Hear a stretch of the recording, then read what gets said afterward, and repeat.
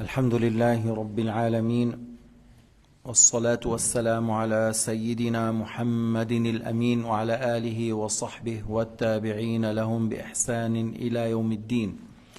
باب فضل كظم الغيظ. C'est un chapitre que l'imam al-Tabarani rahimahullah a abordé, le mérite de se maîtriser si tu es en colère, le fait de se maîtriser, de se contrôler et de ne pas faire dégager la colère et par la suite agir mal ou dire mal. إذن المراد بكظم الغيظ أن يحبس الإنسان الغضب الذي اعتراه في داخله، وبالتالي لا يقول كلاما يخالف شرع الله ولا يتصرف بطريقة تخالف شرع الله. والله تعالى قال في القرآن الكريم: والكاظمين الغيظ والعافين عن الناس والله يحب المحسنين. Allah Ta'ala a dit dans le Coran al-Karim, en louant ceux qui se maîtrisent, qui se contrôlent lorsqu'ils se mettent en colère, et ceux qui pardonnent aux gens, et Allah Ta'ala agrée les bienfaisants. قال الطبراني رحمه الله في كتابه مكارم الأخلاق: حدثنا المقدام بن داود حدثنا أسد بن موسى حدثنا ابن لهيعة عن زبان ابن فائد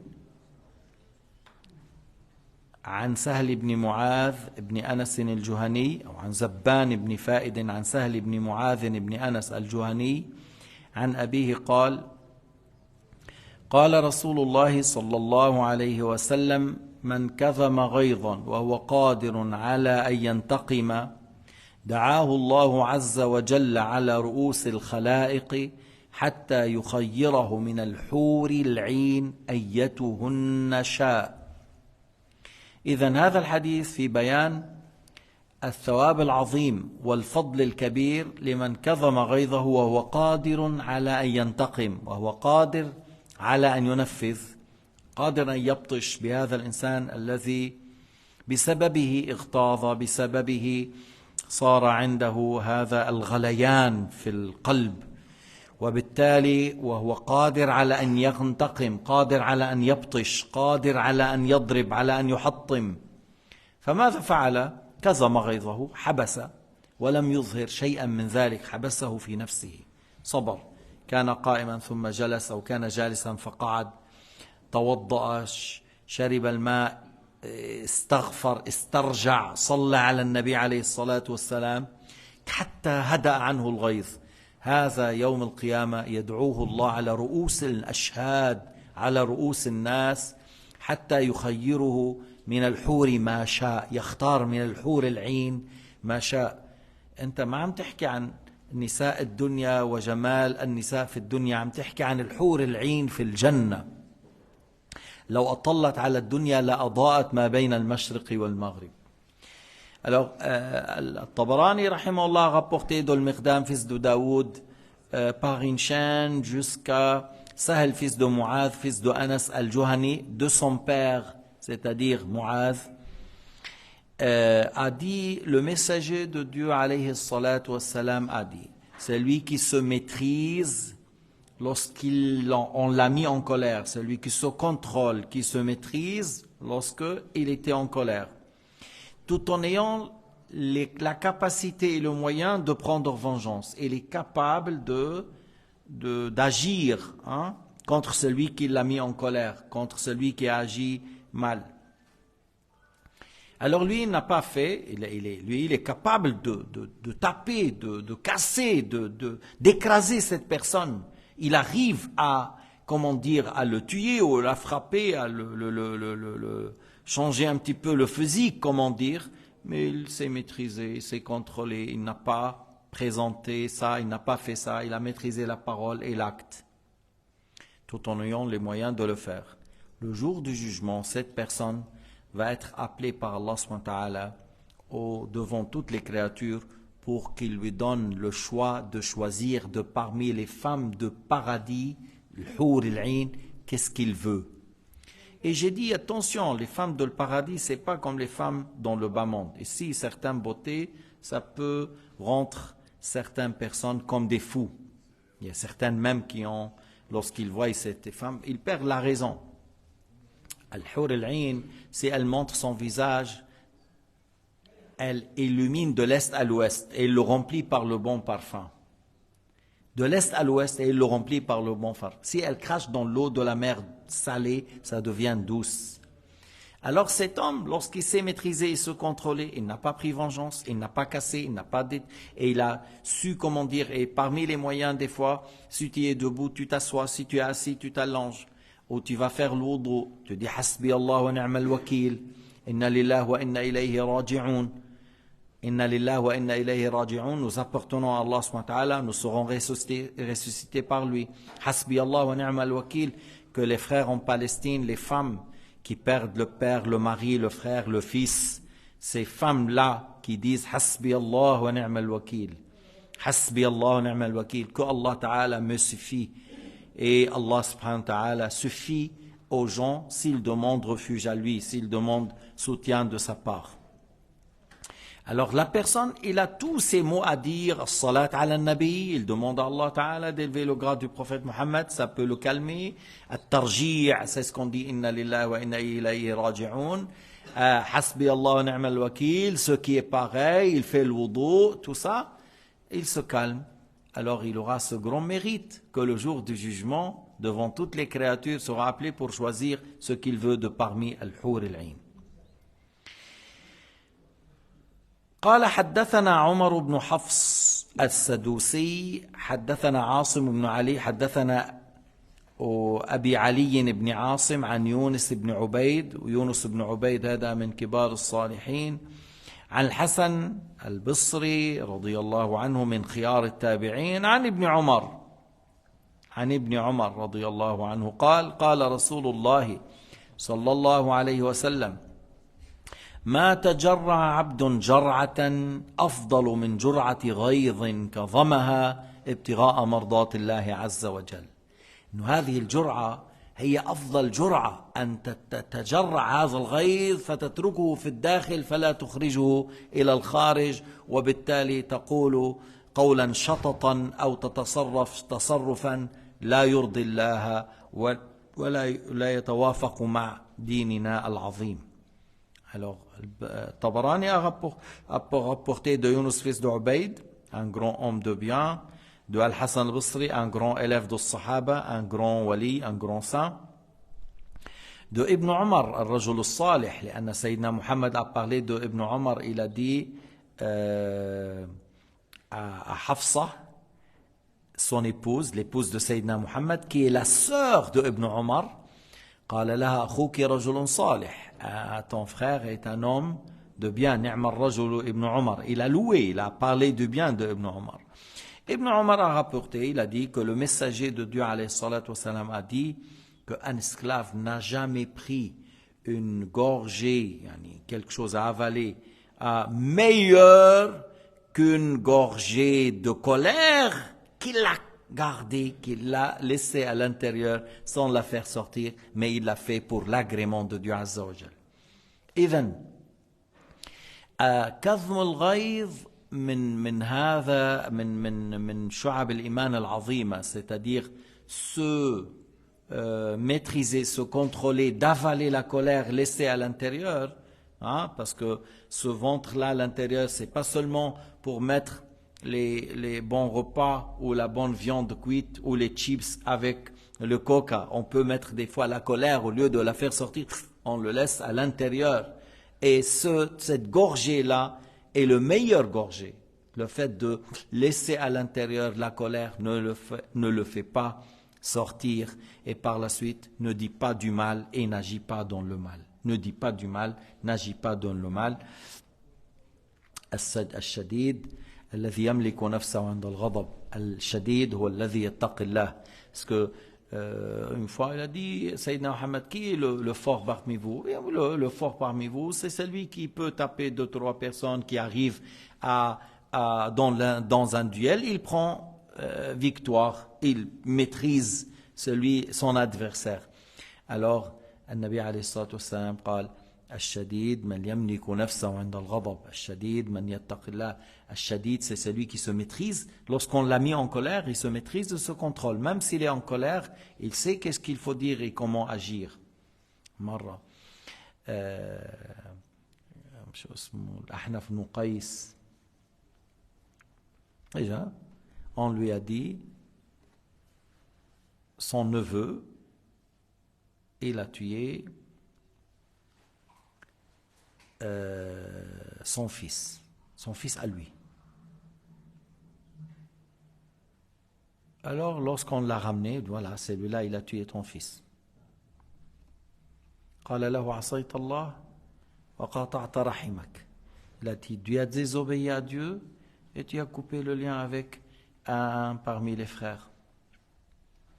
Puis après, il a dit, sa mère, elle n'est pas de notre tribu. Donnez la diya, lui, il a payé la diya pour elle. Il a payé la diya pour la maman, parce qu'elle est parmi les héritiers. Et il n'a pas tué l'autre, et il n'a pas s'est mis en colère. Mais il lui a dit que par ça, tu as fait un grand péché, et tu as tué qui? Quelqu'un qui est ton cousin. Et puis après, il a pensé à la mère qui est son épouse, qui n'est pas de son tribu. Alors il a donné la diya de ce fils à elle. قال الطبراني حدثنا عبدان حدثنا إبراهيم بن المستمر حدثنا شعيب بن بيان حدثنا أو بيان الصفار حدثنا عمران القطان عن قتادة عن أنس أن النبي صلى الله عليه وسلم مر بقوم يصطرعون كنت فقال ما هذا؟ فقال يا رسول الله فلان الصريع لا ينتدب له أحد إلا صرعه بيغلب كل العام. فقال رسول الله عليه الصلاة والسلام ألا أدلكم على من هو أشد منه؟ رجل ظلمه رجل فكظم غيظه فغلبه وغلب شيطان صاحبه. يعني النبي قال أشد منه من تعرض للظلم وبالتالي كظم الغيظ ولم ينتقم من صاحبه فغلب نفسه غلب شيطانه وغلب شيطان صاحبه الذي يريد أن يعمل فتنة بين المسلمين. Alors Tabarani a rapporté par une chaîne jusqu'à Qatada التابعي de Anas رضي الله عنه أن النبي الكريم صلى الله عليه وسلم il a passé à côté des gens qui sont en train de faire des duels, des combats pour s'entraîner. Et ça, c'est une bonne chose, mais lorsqu'on fait un duel pour s'entraîner, on ne tape pas le visage et on ne fait pas des coups qui sont agressifs. Tu fais des choses, mais voilà, pour maîtriser, mais pas, tu ne donnes pas des coups sur le visage et tu ne donnes pas des coups qui font du mal exprès. Alors Nabi alayhi salatu wassalam, il a dit, qu'est-ce que vous êtes en train de faire? On dit, Ya Rasulallah, telle personne qui est très fort. À chaque fois qu'on lui présente quelqu'un, il le maîtrise, il le domine, il est très fort. Cette personne-là, personne n'arrive à le contrôler ou à le maîtriser. Et then Ar-Rasul alayhi salatu wassalam a dit, voulez-vous que je vous indique qui est plus fort que lui?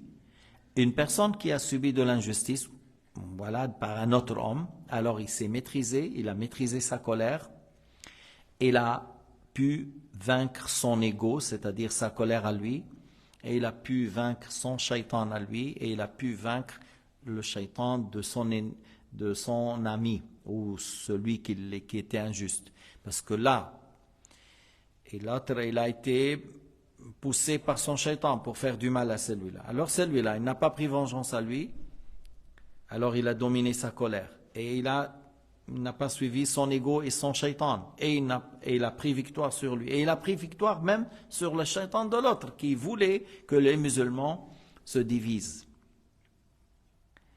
الشيطان يحب أن يفرح أن يتخاصم المسلمان يعجبه أن يتخاصم المسلمان. Le shaitan aime que les deux musulmans se combattent, s'insultent, disputent. والله سبحانه وتعالى يقول ولا تنازعوا فتفشلوا.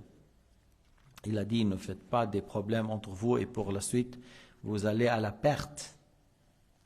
إنما المؤمنون إخوة. Il a dit, les croyants sont des frères. وقالوا اعتصموا بحبل الله جميعا ولا تفرقوا. Il a dit, unissez-vous autour de la religion, ne vous divisez pas. لأن التفرق ضعف ووهن, parce que la division est une faiblesse est une chose qui amène à la perte. وبتعرفوا هذاك المثل, il a dit, un père, il a dit à ses fils, il leur a donné un pot de branches, un pot de bois, de branches, comme tu dis, 50 ou 30, 20. Casser ça, il n'a pas pu, casser ça, il n'a pas pu. Chacun d'eux, ils n'ont pas pu casser. Puis après, il a dit, bon, séparés, casser, ils ont pu casser chaque branche. Il a dit, voilà, si vous êtes ensemble, personne n'arrive à vous casser, si vous êtes unis et vous êtes... Mais si vous, chacun, il est tout seul, c'est là où vous devenez dans la faiblesse. Lorsque les Anglais, ils ont voulu voler la Palestine et donner aux criminels qui sont les sionistes, qu'est-ce qu'ils ont fait? Ils sont rentrés. Et ils ont dit à celui qui était à la Mecque, et normalement celui-là, il dépend du sultan, Abdel Hamid, du sultan ottoman. Alors ils lui ont dit, mais c'est aux Turcs, c'est à tout le monde là, qu'est-ce qu'ils ont à voir, vous les Arabes, jusqu'à quand vous allez être dominés par les Turcs? C'est des Turcs là, rien à voir, ainsi de suite, jusqu'il a mis dans sa tête que prends-toi la révolution contre les Turcs, et tu domines tous ces pays-là, on est avec toi, on te donne. Alors il a suivi, il a fait toute une révolution contre les Turcs qui est injuste, parce que c'est nos frères turcs, et nous, on est arabes, mais c'est des frères. Que ce soit turcs ou pakistanais ou indiens, l'islam nous réunit. Et on n'a pas le droit de dire tu es arabe, je suis turc, tu es kurde, je suis indien ou balouche ou quelque chose, ou perse ou autre. Bref. Après, ils ont dit, bon, on va donner on va donner la Palestine aux sionistes ou quelque chose. Ils ont parlé. Alors, il n'a pas accepté. Sharif de la Mecque, il n'a pas accepté. Comment? Comme le Turc, il n'a pas accepté. Alors, ils ont dit aux familles royales de Al Saoud, là, qui s'appelle Abdelaziz. Alors, Abdelaziz, il a accepté. Abdelaziz, il a écrit même. Il a dit, voilà, les pauvres, il a dit, les juifs pauvres, tout ça, ont le droit d'habiter en Palestine jusqu'à que leur crie. Bon, leur ne crie pas, mais leur arrive. Lui, il a dit, hatta tasih as-sa'a. Parce qu'il était un bédouin, badawi. هيدول البدو اللي ما بيعرفوا بالعلم ولا بالدين ولا بالقرآن ولا. Alors, il a fait, tu peux être comme ça un peu. Alors, il a fait cette promesse. Alors là, lorsqu'il a fait la promesse, ils lui ont équipé avec les armes. Ils lui ont donné les armes. Sinon, vous n'allez pas entendre de l'Wahhabiyyin. C'était des tribus qui vaut rien dans le désert, qui sont pas des gens très loin de la civilisation, même de la pratique de l'islam. Ils étaient des bédouins, encore parmi les plus moches sur cette terre. Alors, on lui a donné tout l'équipement et ils ont soutenu le wahhabite contre celui de la Mecque. Et celui-là, qu'on lui a promis de gérer ou gouverner la péninsule arabe, lui ont donné après quoi? Une petite place en Jordanie. Voilà, tu vas être là-bas. Ils l'ont laissé, ils l'ont délaissé. Et comme quelqu'un, il a dit anglais, il a dit, si nous, les Anglais, on n'a pas donné les armes et l'argent à ces wahhabiyyin, vous n'allez pas entendre d'eux.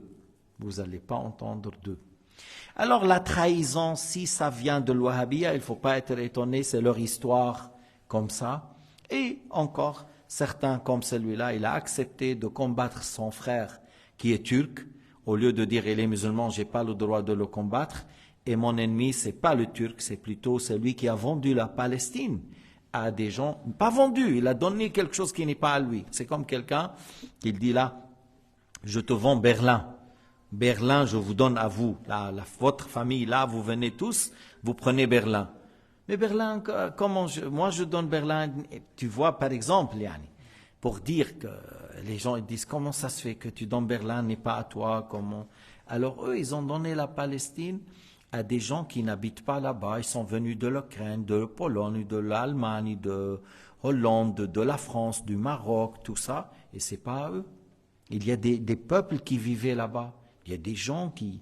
les Palestiniens, lorsqu'ils sont sortis, ils ont pris avec eux leurs clés. Parce qu'ils ont dit, on va retourner. Il y avait des centaines de mosquées détruites, il y a des villages écrasés, des villes détruites, tout ça. À la base, il y avait certains qui ont combattu leurs frères et ils ont fait confiance à des grands traîtres, très malins, les Anglais. الإنجليز ما بيحبوكم. مع أنه بإذاعة هنا لندن خير ما نبدأ به يومنا هذا تلاوة عطرة من القرآن الكريم يتلوها عليكم المقرئ الشيخ أبو العينين شعيشة. London, le radio de London, moi je me rappelle, London, diffusion, les news, et on commence la journée par la lecture du Coran béni par Cheikh Abul Haynain Chouaïcha. Je me rappelle très bien. London qui commence les news avant tout par le Coran Karim, c'est ce pays, London-là, c'est là où on complote contre le monde islamique. Jusqu'à maintenant, on n'a pas changé. C'est toujours, ils sont comme ça.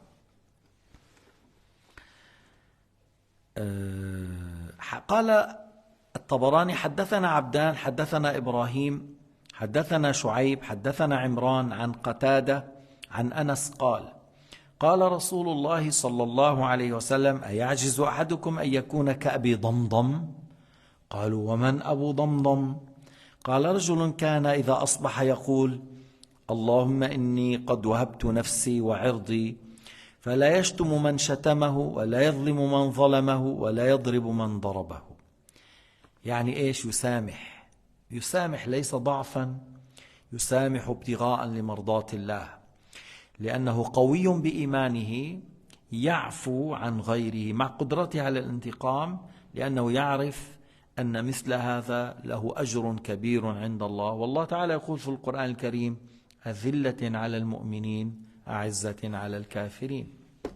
Regardez bien ce grand hadith que Tabarani a rapporté de Qatada, de Anas radiyallahu anhu, que le Rasoul al-Karim sallallahu alayhi wa sallam a dit, mais vous êtes incapable, l'un de vous est incapable d'être comme Abu Damdam, le père de Damdam, Abu Damdam. On a dit, ô messager de Dieu, et qui est Abu Damdam? Il a dit, c'était un homme, lorsqu'il se levait le matin, il a dit, ô mon Seigneur, ma personne et mon honneur, je le donne dans le sens que celui qui me touche et celui qui touche mon honneur, je lui pardonne, dans ce sens-là. Alors, si quelqu'un il l'insulte, il ne l'insulte pas. Si quelqu'un il est injuste envers lui, il ne réplique pas par la même manière. Et si quelqu'un le frappe, il ne le frappe pas. Alors, vous avez vu comment c'est grand. Parce que cette personne, pourquoi il a fait ça? Il a fait parce que il sait que la grande récompense dans l'au-delà, lorsque tu te maîtrises et tu te contrôles, Allah Ta'ala te donne le choix le jour du jugement par le Hur al-Ain. Alors, dans ce sens-là, celui qui l'insulte, celui qui le frappe, celui qui se moque de lui, il ne réplique pas, il cherche l'agrément de Dieu tout en étant une personne capable, tout en ayant les moyens et la capacité physiquement de prendre vengeance. Et là, je me rappelle l'histoire de Ibrahim ibn Adham. Ibrahim ibn Adham était un roi, un jour était dans la chasse, et lorsqu'il s'est éloigné de son groupe, de ceux qui sont avec lui, il a entendu la voix dire, « Oh Ibrahim, tu n'es pas créé pour ça. Tu n'es pas créé pour ça. » Alors, il a entendu une fois ou deux fois, alors par la suite, il a dit, voilà, je ne dois pas être ici, mais je dois être plutôt dans l'obéissance et l'adoration. Alors, il n'est pas revenu pour rejoindre les gens du château. Alors, il a continué dans les montagnes jusqu'il a trouvé un berger. Il a dit, tu acceptes de changer les habits de roi avec les habits de berger. L'autre, bien sûr, a accepté. Alors, il a fait, et puis il a pris le chemin dans l'ascétisme, la piété et l'adoration, jusqu'il est devenu un roi chez les ascètes. Pas un roi d'un pays, mais un roi chez les pieux et les saints et les ascètes. Alors, Ibrahim Adham, comme il était très ascète, tout ça, était dans le bateau. Il y avait un homme fort, qu'il soit kurde ou turc, mais un homme fort, costaud, et un grand combattant. Et comme un grand combattant comme lui, il a beaucoup d'histoires à nous raconter. Dans telle bataille, qu'est-ce qu'il a fait? Dans telle bataille, qu'est-ce qu'il a fait? Et comme il y a à côté de lui Ibrahim Adham, il montre comment il a fait. J'ai tapé comme ça, et il lui donne des coups. Et il donne à Ibrahim, il lui fait des coups. Et par la suite, en parlant de tout ça, on a dit c'est Ibrahim Adham. Alors l'autre, il a regardé, il dit, ouh, Ibrahim Adham, c'est un grand pieux, c'est un grand ça, il a eu plusieurs coups de ma part. Il a dit, pardonne-moi, je ne savais pas. Et d'ailleurs, Ibrahim, à chaque fois que tu m'as donné un coup, à chaque coup que j'ai eu, tout de suite je disais, je te le pardonne. Pourquoi? Parce que par le fait de se maîtriser, de patienter, j'ai de la récompense. Je n'ai pas aimé que tu auras le péché, que moi j'aurai la récompense. Et à chaque fois, j'ai dit, oh Allah, je lui pardonne. Oh mon Seigneur, je lui pardonne. Parce que, comme on vient de dire, ces gens-là, ils pensent à la récompense et ils ont de pitié envers les autres. Ils ont de pitié envers les gens.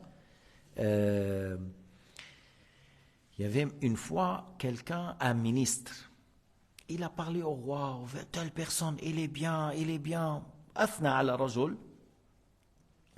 كيف قلنا إبراهيم بن أدهم أنه ترك الملك واشتغل بالزهد والعبادة ثم جاء إنسان يحكي حكايته البطولية في المعارك وبيضرب إبراهيم بن أدهم أثناء الكلام فكان لا يعرفه لما عرفه قال سامحني قال له إبراهيم كل ما كنت تضربني أنا كنت أقول سامحته لله لأني ما أحببت أن أؤجر بسببك وأنت إيش تأخذ الإثم بسببي كنت أسامحك. المهم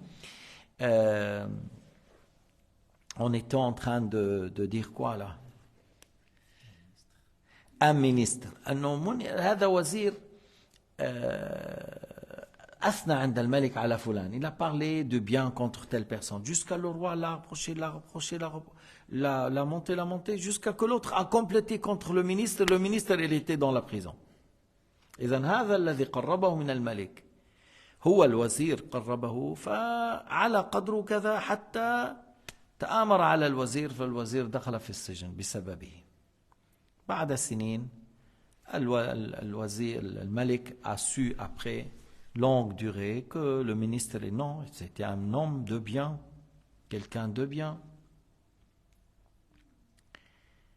Alors il a fait sortir le ministre.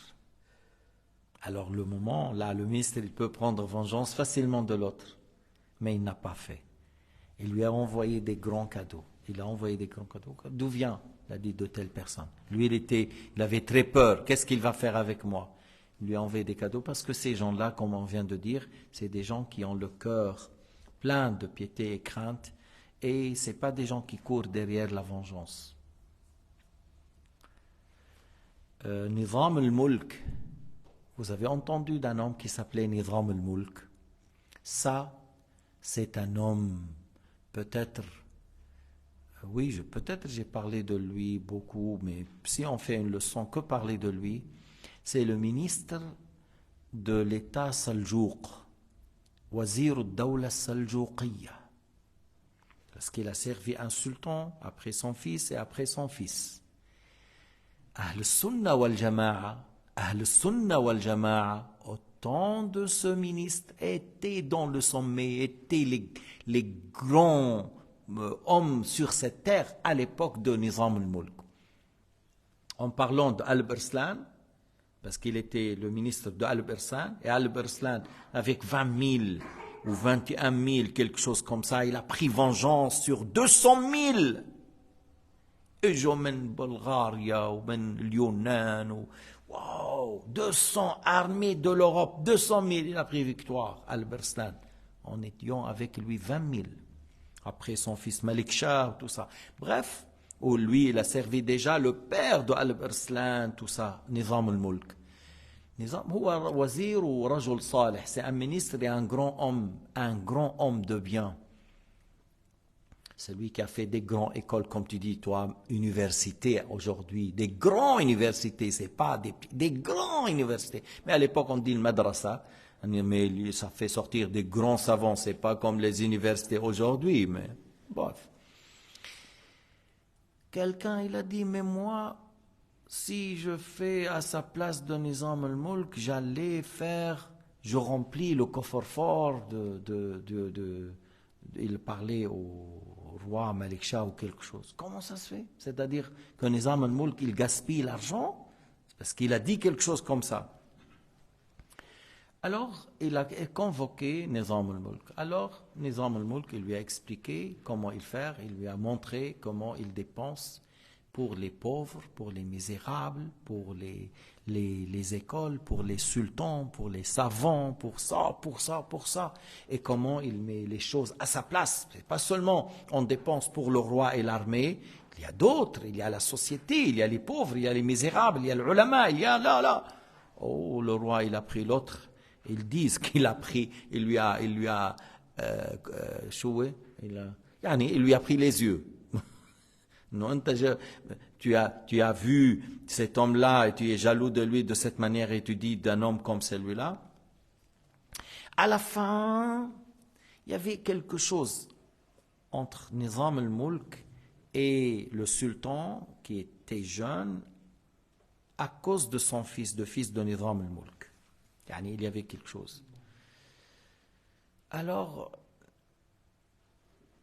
Nizam al-Mulk a parlé avec le sultan et puis c'est comme il lui a dit une parole dont on comprend que Nizam al-Mulk qui avait 80 ans par exemple, il aimerait encore vivre. Alors, comment tu penses encore? قال أحب أن أعيش زمانا طويلا. Le roi était enfâché, tu veux encore vivre longtemps? قال له رأيت النبي البارحة. Il a dit, j'ai vu un Nabi Muhammad dans le rêve. Et il m'a dit, قال لي عد من يوم موتك إلى شهر يموت الملك. مشان هيك كان عم بقول له بحب أنا أعيش طويل. Et il lui a dit, il était en colère contre lui, le sultan, que tu vives encore. Parce que comme il y avait un problème, comme on a dit, à cause du fils de Nizam al-Mulk, il y a quelque chose. Et il a dit, Nizam al-Mulk, avec moi, vous faites ça. C'est-à-dire, supposons mon fils a fait quelque chose. Mais ça, on peut dire, ok, il s'est trompé, mais on ne fait pas une histoire devant un grand ministre qui a servi l'État pendant 3-4 générations et il l'a mis dans le plus haute place devant les autres empires. Parce que tu as un ministre juste et savant et pieux, ça c'est rare. Bref, lorsque le sultan il a dit « Tu vivras encore, tu aimes vivre encore ?» Il lui a dit « Oui ». Alors il était énervé encore plus. « Tu aimes encore vivre ?» Il a dit parce que le prophète Mohammed, je l'ai vu hier dans le rêve, et il m'a dit, compte, depuis ta mort, un mois après, il va mourir le roi. Alors lui, comme lui, il aimait ses sultans, il les a servis, il a dit, j'aime vivre longtemps pour que celui-là, être dans le pouvoir encore 10 ans, 20 ans, j'aime vivre c'est pas pour que lui-même aime la vie, tu vois. Et on a bien compté, parce que Nizam al-Mulk a été tué par الباطنية جماعة حسن الصباح من شر عباد الله. Hassan al-Sabbah, c'est quelqu'un, un chef d'une grande secte dangereuse, très dangereuse, qui a appris certaines idéologies de l'Égypte, de l'Fatimiyin, l'Ubaydiyin, et il a été vers Khorasan et ces pays-là, de l'Iran et le Pakistan, ces pays-là, et il a commencé à truser et à prendre des forteresses dans les sommets des montagnes pour qu'ils puissent se protéger. Et il inculquait des choses graves à ses disciples et il leur enseigne à tuer les rois, les savants de l'islam, tout ça. Et avec une manière de mettre les gens en doute pour récupérer les gens, il a fait du grand mal. C'est-à-dire, même les musulmans, Nizam al-Mulk, il a fait un grand travail pour combattre ces gens-là. Alors ils l'ont tué. Et à la fin, pour dire qui a achevé ces gens-là, les musulmans, ils ont fait un grand travail contre eux. Birqar York, les sultans, le frère de sultan, Salajiqa. Mais celui qui a mis fin, c'était les Tatars. Les Tatars, ils sont venus, ils étaient dans une forteresse très dure, il s'appelle Alamot. Alors ils les ont tués, exterminés.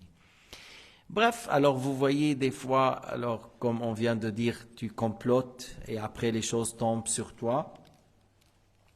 Pour clôturer, alors on a dit Abu Damdam, il faisait quoi? Il a dit Abu Damdam, il n'insultait pas celui qui l'insulte, il ne pratique pas, il ne réplique pas par le mal contre celui qui est injuste envers lui, il ne frappe pas celui qui l'a frappé. Et الطبراني a rapporté حدثنا بكر بن سهل حدثنا عبد الغني بن سعيد الثقفي حدثنا موسى بن عبد الرحمن الصغاني عن ابن جريج عن عطاء عن ابن عباس وعن مقاتل عن الضحاك عن ابن عباس c'est-à-dire deux chaînes في قوله والكاظمين الغيظ dans le Coran الكريم dans سورة آل عمران آية 134 يريد الرجل يتناولك بلسانه وأنت تقدر أن ترد عليه فتكظم غيظك فلا ترد عليه شيئا. Alors Ibn Abbas a expliqué والكاظمين الغيظ, il a dit lorsque la personne sera insultée, une autre personne l'a critiqué, l'a insulté, l'a provoqué par la langue, et toi tu arrives à répliquer et à répondre sans difficulté, sans problème, mais tu fais quoi? Tu te maîtrises, tu te contrôles et tu ne dis rien. Alors voilà, Allah Ta'ala a loué ces gens-là qui se maîtrisent et comme on vient de dire au début de l'hadith, quel mérite le jour du jugement, qu'il leur donne le choix de choisir de parmi le hur al-ain, qu'est-ce qu'ils veulent. Alhamdulillahi Rabbil Alamin. وصلى الله على سيدنا محمد وعلى آله وصحبه وسلم تسليما كثيرا.